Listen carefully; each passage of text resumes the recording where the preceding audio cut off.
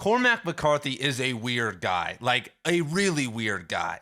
And let's not play the game of, oh, an artist is not the art, because 11 out of 12 of McCarthy's novels feature very weird taboo topics that most modern authors don't touch. And people love to make the excuse, he was just a Southern Gothic author. Rape, incest, and underage girls, that's just Southern Gothic. He hasn't lived in Tennessee or the South in 50 years. He stopped writing novels in the South 46 years ago.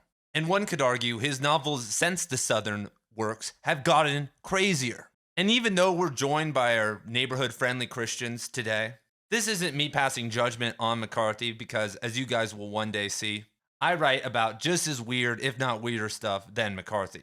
And that's okay, but McCarthy's persona is of this manly cowboy who's hyper intelligent and reclusive and yada, yada, yada. But for instance, if we hop to The Passenger and Stella, his last two novels, at their core, it's a sins of the father story. And the two protagonists, Alicia and Bobby Western, who are brother and sister, are in love with each other. And from all accounts that I've read and from what I've kind of gained reading these books 4 times each, they had sex with each other. They also had a baby with each other that got aborted. And incest is not a new theme in McCarthy's work. In his 1968 novel, Outer Dark, it once again features Cola and Rinthie Holm, who are incestuous with each other, have a baby, and try killing that baby. And one of the fans of the show, Enrico, said this about incest in The Passenger. Incest comes up regularly, and when it is used in literature, it often points to self-infatuation and only being able to love yourself and a kind of mirror-gazing narcissism, or that the rest of the world is too contaminated to be an option. Not sure if it applies in this story, but it's an interesting angle. And this is 100% correct, because a left brain imbalance, hyper-rationality, manifests this disease all the time. We saw this with Ted Kaczynski. Ted Kaczynski was this prodigal, hyper-rational individual, and he probably got taken out by the CIA and MK Ultra. But eventually, he grew so disenfranchised with the world that he thought it was all contaminated through his hyper-rationality. And Alicia and Bobby Western are suffering the same thing. And McCarthy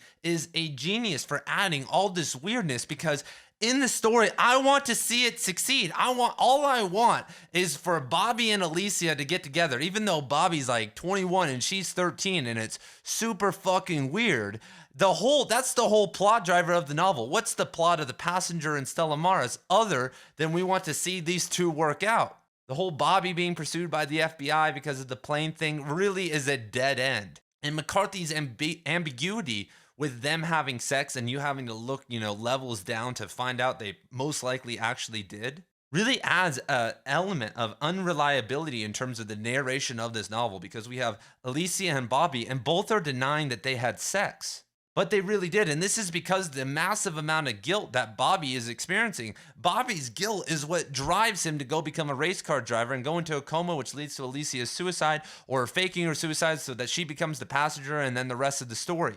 Or it's just all in Bobby's head. Who the hell knows? But this is grade A incest in terms of using it as a literary tool from McCarthy. A lot of people were talking crap about The Passenger, but I know that these books are going to hold up well through the course of time. And McCarthy just doesn't discuss the weirdness of incest to make us experience that. He literally takes it to a quantum level, because a lot of people out in the McCarthy community are discussing how the interpretation of Alicia and Bobby Western at a quantum level, a Schrodinger level, or whatever, quantum interpretation. I just had my boy AJP on and we talked a little bit about this. But if any of that is true, which I'm guessing it is true because of how complex McCarthy is with all the physics in this novel, then he literally is being an innovator in terms of incest. And this is all hidden underneath the tough guy, Bobby Western, walk around and not know what's going on facade that a lot of McCarthy characters have. That, the iceberg theory applies very much to McCarthy, and the hounds haven't even gotten to McCarthy yet. As someone who is a massive fan of literary criticism and has been reading it for hours a day for over a decade, the McCarthy scholars have not even gotten close, I think out of respect because of how reclusive he is, to what's really going on with McCarthy. And now that he's dead, I'm sure the heat's going to start to turn up. which is obviously going to piss people off because like when you're in a, when you're like, I remember I was once in a presentation about how Hemingway was the first major American trans activist. Or I went to another presentation. This was a guest lecturer in a graduate class. And this lady comes in and she says that Henry David Thoreau, Thoreauism, is the axiomatic foundation for the alt-right and incels and all this stuff. And I just wanted to like throw her out the window. I was like, I understand you're here for the Cultural Revolution. You have to tear down the symbols, but like, come on. You're not selling me on this. And I'm going to throw a curveball for you guys for one of the weirdest McCarthy novels. It's All the Pretty Horses. And you're like, wait, what the fuck are you talking about, Ian? This is just about three guys.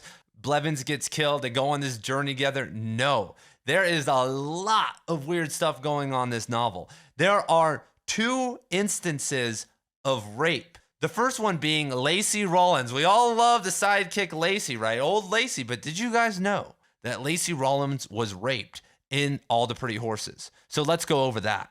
So we're going to build this up slowly. But at the start, at the end of Blood Meridian, people always talk about, did the kid get raped? And I'm guessing that he did. And the judge gathers the kid in his arm and he quotes, shot the wooden bar latch home behind him, end quote. But in All the Pretty Horses, and this is the weakest evidence I have, don't worry, it gets much spicier than that. The captain, after bringing in Rawlins, the scene goes like this, quote, the other guard shut the door and pushed the bolt shackle home in the padlock. Very similar language being used here. And in Blood Meridian, it implied rape. And All the Pretty Horses was used, written right after this, after Blood Meridian. Taking this further, the captain is seemingly a queer character. He is obviously in the 1940s in the northern Chihuahuan desert, and he rocks a yellow silk scarf. He has very weird particularities when it comes to smoking cigarettes. He does his hair. He keeps a very clean and well-mannered uniform. These things are all, pointing with the knowledge that the biggest evidence we're about to talk about, that he's a queer character. And when discussing Blevins, him and the guard are having a conversation. And the captain says about Blevins, he says, he don't have no feathers. And the guy says, he what? And the captain says, he don't have no feathers. And the other man says, I wouldn't know about that. It doesn't interest me. And then the line goes, the captain's face darkened and he puffed his cigarette. What doesn't interest him? Obviously, having gay sex or committing homosexual acts. And feathers are obviously referring to pubic hair. What else are they talking about? Why does the captain's face darken? Because he somewhat feels ashamed, but he's still puffing on the cigarette as a tool of like mediation. Later on in the chapter, or I think a little bit earlier, the captain comes in and says to Roland, pull down your pants. And Roland says, what the hell for? It's also noted that Jimmy Blevins, the captain, was also trying to make him a sex slave. He was trying to work with the government and through officials with some other type of language to make Jimmy Blevins a sex slave. Once again, we have acts of rape and weird stuff going on, but that's not the end of it, because on top of all this, the main love story between Alejandra and John Grady Cole is one of underage individuals, which, okay, that's fine, but maybe not when we looked at all 11 McCarthy novels have underage weird stuff going on.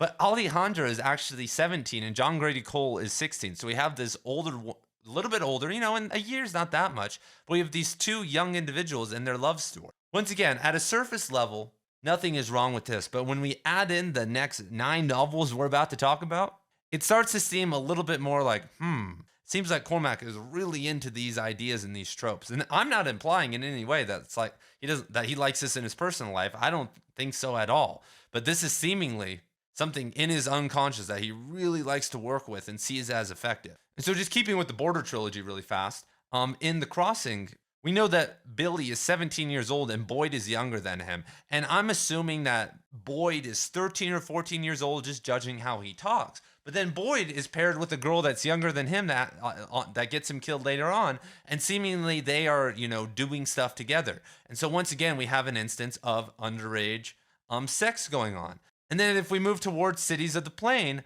obviously, the older men of all types are engaging with underage prostitutes within the novel. What do I make of all this? Once again, is this how things used to be? Yes, like historically, underage women were exploited, and at that time were maybe not even seen as underage, especially if they were 16, 17 years old. In some states in the country, 16 years old is the age of consent.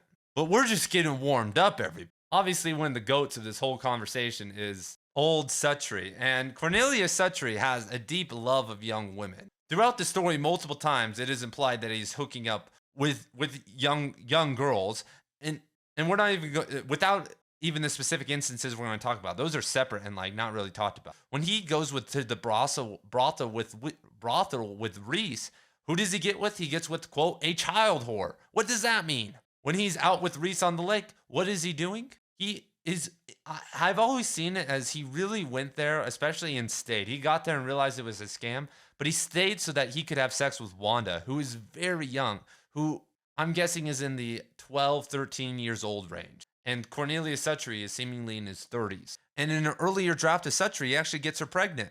To get even weirder than this, there's obviously the funny scene where Harrogate fucks a watermelon. But at the end of the novel, when Suttree is sick, there's the tiny dwarf witchy woman.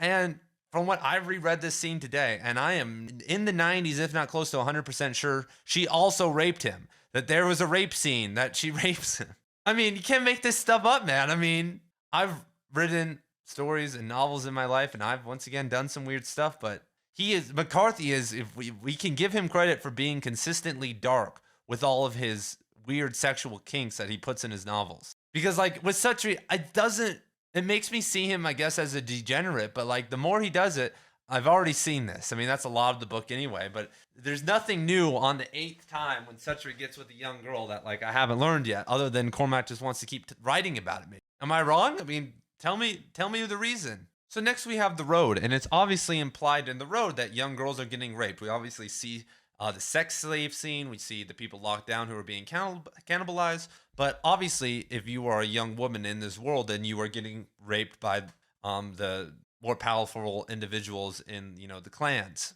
The wife, kills herself because she doesn't want to get raped. She says, do you know what happens to people like me? And so once again, we have not just cannibalism, but also just this sexual violence that's inherent throughout the entire novel, even toward them, even toward the son. That's why the father knows that he's, may need to kill his own son, not because he may get eaten alive, but because he could become a sex slave. So next we have The Orchard Keeper, McCarthy's most underread novel. And there's actually only a couple instances here, but there is a weird thing with one of the characters. This really isn't a spoiler.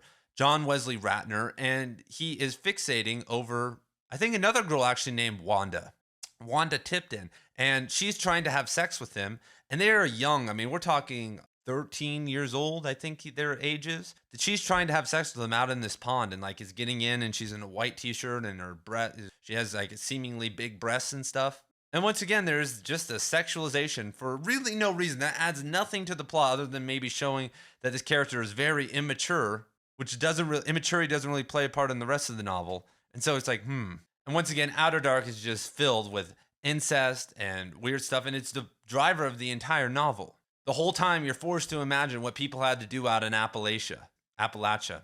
And at the end of the novel, the trilogy group of individuals consumes the baby, cooks and consumes their baby, the incestuous baby. And this is Cormac McCarthy's Eraserhead. This is the trauma from him leaving his wife and his kid. And this is pretty wacky stuff for the 1960s. I think that's why these didn't take off, because they were just too weird for people. Like, you read it, and even if you got it, you're like, am I really going to give this to someone? Am I going to give this to my book club or tell my friends, like, hey, bro, you need to read this? Because they're going to be like, what the fuck is wrong with you? What was that? Obviously, one of the biggest ones is Child of God, and I am a child of God.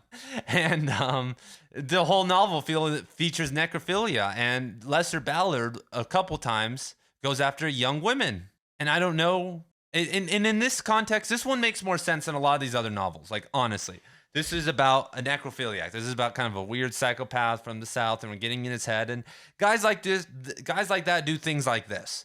This feels somewhat like well placed. But it's also some of the least effective of all of this, because it doesn't kind of drive the novel. It's overt. It's not like subverted like a lot of McCarthy stuff. It's like that is the plot of the novel, that this guy's weird and is like doing weird things to girls. Maybe that's why this is my least favorite novel of McCarthy. And last but not least, of course, we have Blood Meridian. Throughout the whole novel, we have the rape of all different men, women, young men, and then, of course, the judge's pedophilia. The judge also rapes a kid at the end of the novel. And so seemingly McCarthy loves to use these like tropes of incest and rape and whatnot to kind of show agency and power within his novels, because a lot of the time McCarthy's characters are only action. We don't get too much internal monologue. We don't get a very Proustian analysis of what they're going through. And so instead, extreme actions drive the work. And that's why McCarthy uses such long lines, because he can. When you're using gerunds and verbs, it actually reduces the need for commas and periods. That's actually the easiest way to write like McCarthy, is just increase your use of gerunds, verbal adjectives, and verbs in general. And suddenly you can just kind of carry something on and on and on. And this relates to McCarthy being a somewhat stream of consciousness writer. Like lines like that and characters that are action oriented really just move us forward. We're kind of following them. We're not looking too internal. We're keeping it external. That's why there's this deep focus on setting as a character, nature as a character, because that becomes one of the sources for interiority for us as readers to keep us interested. Because of our own relationship with nature, we reflect on McCarthy's, images while reading, and it forces us to put our own emotions on the scenes. And then that, once again, like I said, by putting our own emotions in there, becomes more effective. The same thing happens with the character. If you go too interior like a Proust, then he's telling you everything. We can't really add more to that guy. We just can analyze like what the fuck is wrong with him, but we can't really say about Swan's Way that we don't know what happened, or we don't know what this is in this guy's head. But I could read The Crossing and be shocked at the end that Billy Parham is crying at shooing the wolf, shooing the dog away, and that he still has the capacity to feel those emotions. Same with Suttree, like when he's weeping over his child's death. Like I can be shocked because all they are is action. We don't really get that interior monologue. And so what do you guys think of McCarthy's really weird shit? What did I miss? What did I, maybe there was something in No Country for Old Men, but Chakur being a killer, that's just typical. So let me know also what the psychological reason you think McCarthy does this, because once again, 11 out of 12 times, and we didn't even get into the screenplays, which honestly have probably 50% of them have weird stuff in them also in regards to like sexual stuff. So I will see you guys in the next video, which is going to be super dope. I'm releasing a ton of videos this week. Peace.